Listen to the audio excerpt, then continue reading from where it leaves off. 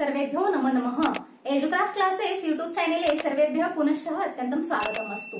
इह अद्य वयं यत्रेस्मिन् संस्कृत भाषायां लट लकार शिक्षामहे। म्हणजे आज आपण संस्कृत भाषेतील लट लकार म्हणजे वर्तमान काळ पाहणार आहोत। मागच्या व्हिडिओमध्ये वर्तमान काळातील प्रथम पुरुष उदाहरणासह स्पष्ट केलेला आहे। तर आजच्या व्हिडिओमध्ये मध्यम पुरुष कशा पद्धतीने करायचं असतं ते आपण इथे पाहणार आहोत। त्याआधी या व्हिडिओला सबस्क्राइब आणि लाईक शेअर करायला विसरू नका आणि हा व्हिडिओ शेवटपर्यंत पहा, म्हणजे तुम्हाला यातील जे काही व्याकरणाचा भाग आहे तो व्यवस्थित समजणार आहे आणि तुम्ही पुढे वाक्यरचना स्वतःहून करणार आहात आणि मराठीतून आणि इंग्लिश मधून ट्रान्सलेट सुद्धा संस्कृतमध्ये तुम्हाला करता येईल। तर आता ह्या व्हिडिओला आपण सुरुवात करूयात। पहिल्यांदा आपण प्रथम पुरुष पाहिलेला आहे आणि त्याची उदाहरणे पाहिलेली आहेत। त्याप्रमाणे दुसरा आहे मध्यम पुरुष।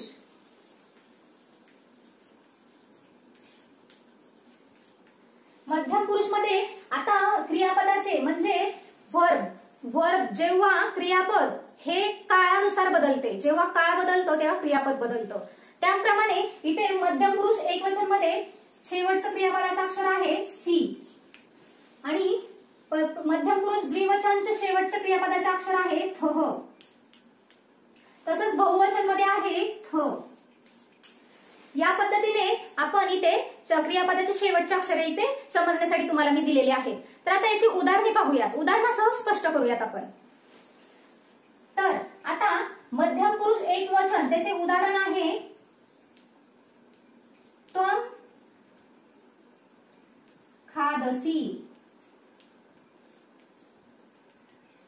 त्वं खादसी म्हणजे तू खात आहेस, तू खात आहेस। तसंच आता पुढचा आहे मध्यम पुरुष द्विवचन।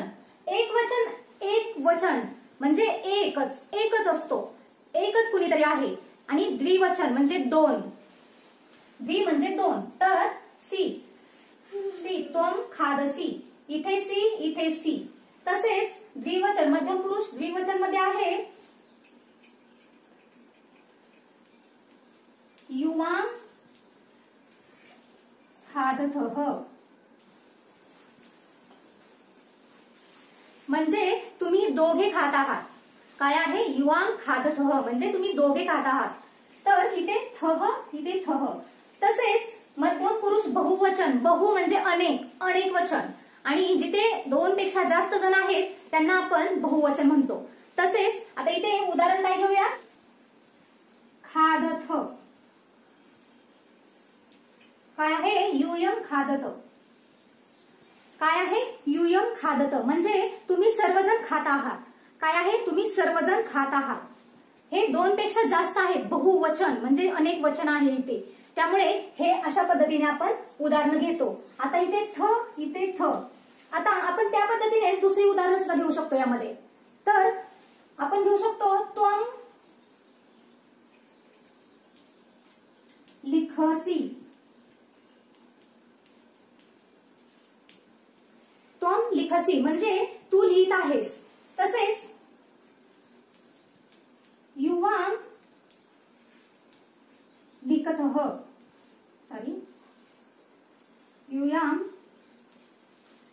युवां लिखतः म्हणजे तुम्ही दोघे जण लिहित आहात। दोन, एक आणि दोनापेक्षा कमी, त्याला युवां मध्यम पुरुष द्विवचन मध्ये हे उदाहरण आपण हे खादतः आणि लिखतः या पद्धतीने आपण भरपूर क्रिया घेऊ शकतो इथे। तसंच युवां लिखतः इथे पण तह इथे पण सी।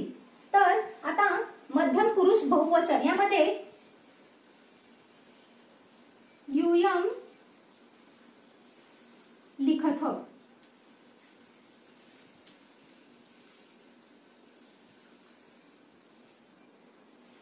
म्हणजे इथे यूयम लिखथ म्हणजे तुम्ही सर्वजण लिहित आहात। काय आहे अनेक वचन आहे, बहुवचन आहे। इथे अशा पद्धतीने आपण मध्यम पुरुषची भरपूर सारी उदाहरणे घेऊ शकतो। धन्यवाद।